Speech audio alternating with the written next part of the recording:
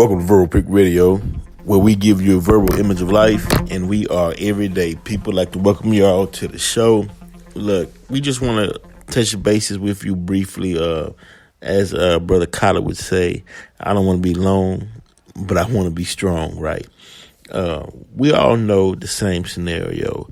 Whenever black people as a community begin to rise, there was always a hidden hand that would bring something from the outside into the inside to destroy the community, whether it be heroin, whether it be cocaine, crack, pills, or what have you, to bring the physical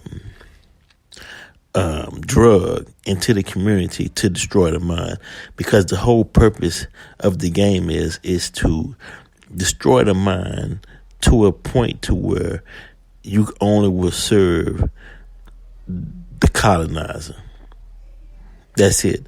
But doing something for yourself and building something for yourself, that's not an option in the colonizer's game plan.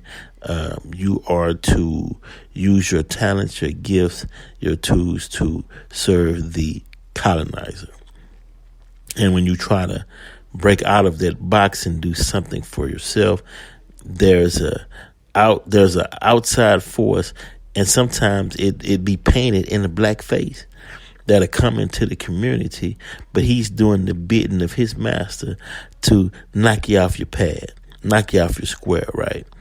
And so now we have it, and they found the way to do it in a low frequency vibration pitch in the music that will that's channeled to aim at your lower desires. The frequency in the music is on a low scale, which travels your lower chakras from your waist on down, which stimulates your reptilian brain, meaning it makes you only deal with things on a small scale or on a survival scale.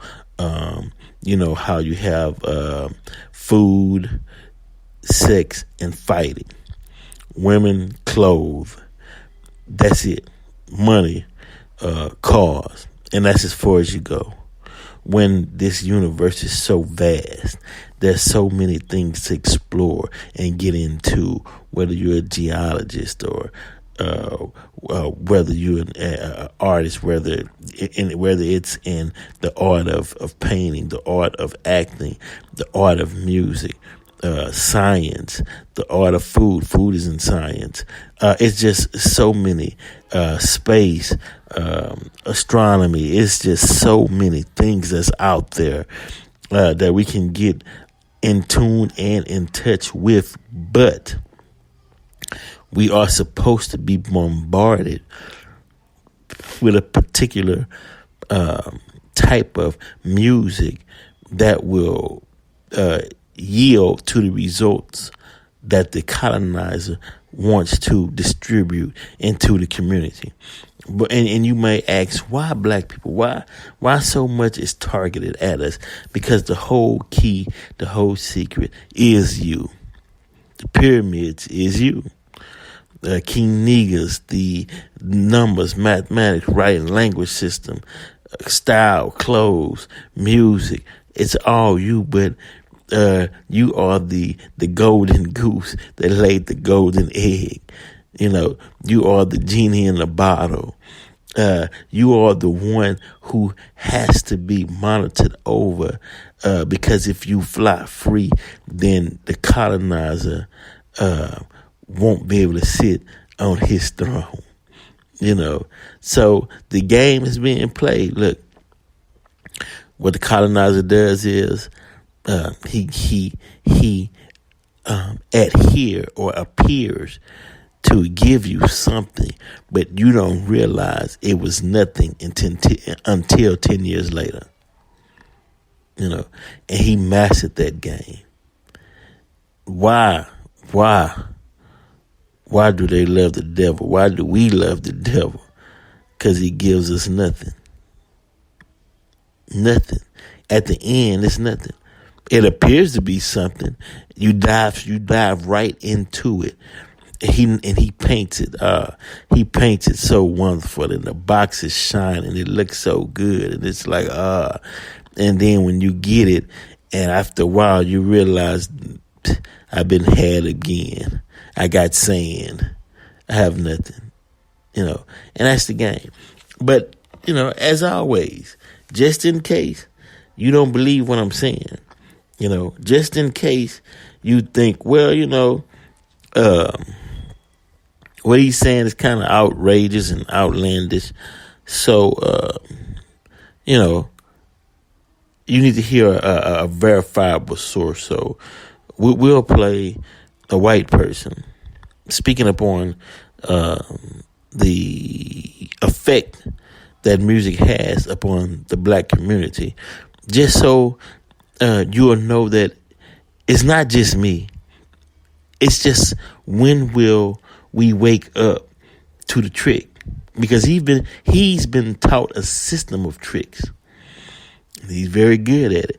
If you hear some of the earlier lectures, and even now, Minister Farrakhan, if you hear Malcolm, you hear the Honorable Elijah Muhammad, you will hear them speak upon the colonizer being taught a system of tricks and lies to rule over us. And he's working it. And he's using the same, he's not using anything new. It's the same trick. It's just, he's going to keep using that trick until we wake up. He's not going to stop.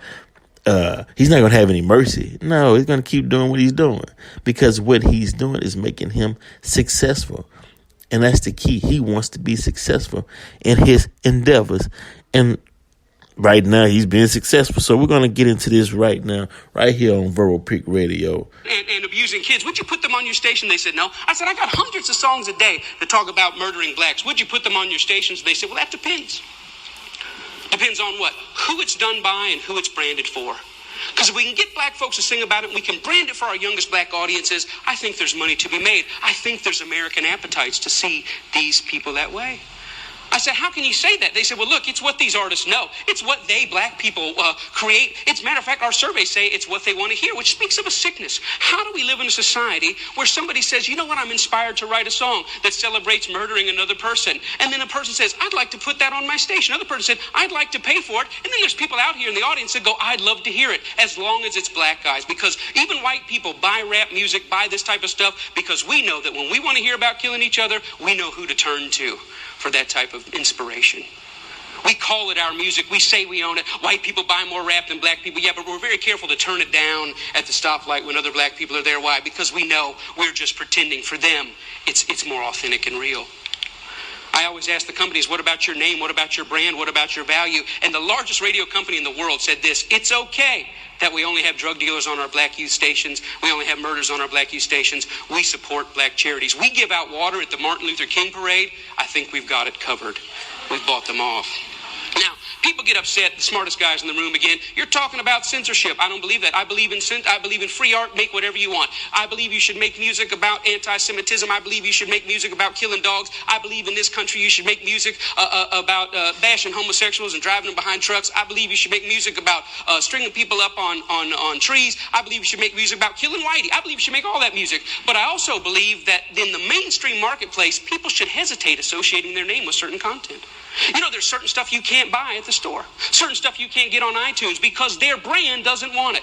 But if you want to hear black people celebrating killing black people, they got thousands and thousands and thousands of those things to sell you. I don't think it's about censorship. I think it's about American cultural hypocrisy. Because here's the truth. These black entertainers, they can't sing just about anything. There's some stuff that'll get them fired. And they get dropped, and they get fired, and they get slapped on the wrist, and they get disciplined all the time. Why? Because sometimes they step over the bounds.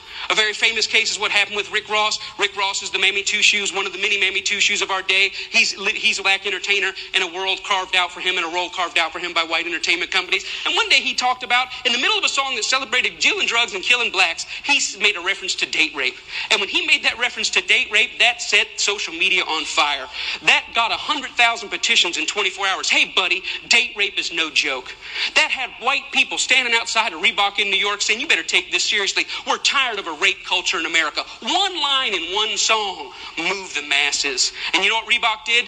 Did they stand by him and say, hey, we believe in freedom of speech. We believe in freedom of expression. It's just a song. Calm down. No, they fired his tail on the spot. The president came out and said, this goes against our high standards. He's gone against the values of our brand. Shame on Rick Ross. We're disappointed. He doesn't know how serious date rape is. And when I saw that, I thought, wow, how convenient. Isn't that amazing? But here's what really happened. It's not their brand. It's not their values. Rick Ross went off script. He was hired to get black customers, and they think that black customers go with black bait. And in America, black bait is the hyper-criminalized, hyper-sexualized portrayal of black people. And as long as he had sung about that, the stuff that got him hired, he still have a job at Reebok. But when he touched other sensitivities that affect us, he lost his job. See, the truth is, it's not they that need to change. It's we that need to change. We created the lies. We created them for our profit. We own the companies. We own the record labels. We own the advertisers, and we keep putting it out. And it's this that's got to change. I thought about it. You know what? I wonder if White Mike could get anybody's attention on this. So I stood outside of a Walmart, and I said, hey, I don't think killing cops and killing blacks is very cool. And you know what? It only took 7 weeks of Mike standing out there, and they wrote a letter and said, yeah, we don't think it's cool either. We're going to pull our name off of that. The largest retailer in the world had never considered that maybe their commercial shouldn't be right before or after a song about young black men being gunned down. And I realized this, that black murder is normal, but it should not be. And I realized the importance at the coffee table, at every headline, every pastor's gathering, every family gathering to say, you know what, these black lives matter. It's not just another black kid. These are human beings. I'm doing my best in every way, shape, and form. Talks like this everywhere I can go to say, you know what, I was born in a world where black murder was normal. My kids were born into a world where black murder is normal, but I don't want to die in a world where black murder is normal. Am I 5 years or 10 years away? I don't know, but I'm screaming as high as I can. Let's feel this pain and let's lift our voice to tell the lies. They are not criminals, they are not deviants, and their lives are just as important as ours. Thank you very much. Did y'all get that? Did you all get that? You know, it's going to take, I'm sorry to say, I don't know if we as a community are so engulfed in the murder and killing of one another to where we can't stop it ourselves, to where we need white people's help to stop it, because these mothers need fathers for these children. These children need fathers. These fathers who are having or having babies with black women need to be around to raise these young black children, especially the males. Females too, don't get me wrong, but I'm saying now the murders are committed more by men against men versus women killing men. So that's why I'm stating the males, so they can have a knowledge of how to be a diplomat and have problem solving skills, to where the first instinct is to go pick up a gun and handle it that way. When the great rapper Ice-T did his interview on the interview he just did not too long ago on the Real Hip Hop TV, I believe that's what it's called, and he was talking about the ages of 17 to 25. You know, there are the most murdered and the most locked up among the black community and as far as males, right? And we need to turn that around. You know, businesses needs to be built. Knowledge needs to be dropped. Now, my way personally, every mother, every father, matter of fact, every black person in America should do at least 2 years studying the teachings of the Nation of Islam, going to the mosque, getting into programs, getting into classes, because that'll give you a new mind, a new direction, a new spirit. You'll be totally made new. Your brain will be washed clean, and you will have new ideologies and new mindsets to where you can be productive within the society. Everybody, you know, every black person in America, I'd say 4 years, but 2 years. 2 years, 2 years, 2 years, and you'll see the change in your diet, your looks, your mindset, the way you're building, your coping skills. All of that will be increased. I mean, that's just me personally. That's coming from your brother. I wouldn't lie to you. But something has to be done. We're getting ready to go into the year 2020. We can't bring this mindset into the year 2020. I mean, and it's getting worse. And it's even getting worse because now women are fighting each other. I mean, it's something has to be done. I know how the subject matter is degrading, but they use that to keep you in your place in order for them to make money off of our what's a good word? Our ignorance or our lack of knowledge or us being within our savage state. And when I say savage state, it's the way we treat each other. It's savage. You know, the way we look, the way we talk at each other, the way we correspond with each other. You know, how we're so quick to kill one another. That's savagery. And everybody who stood up to say, hey, we got to turn this thing around, you know, something always mysteriously happens to them. You know, it's like, wow, but you can't. It's like football, right? It's like when I was playing football, right? And somebody told me, because I was always trying to lay folks out, right? And they say, man, you know, when you trying to hurt somebody, you wind up hurting yourself too. You know, and that's what's happening. You know, you got these white supremacists and white nationalists who's trying to hurt black people and minorities, but they getting hurt in the process as well. You know, you're going to get some blowback on you as well.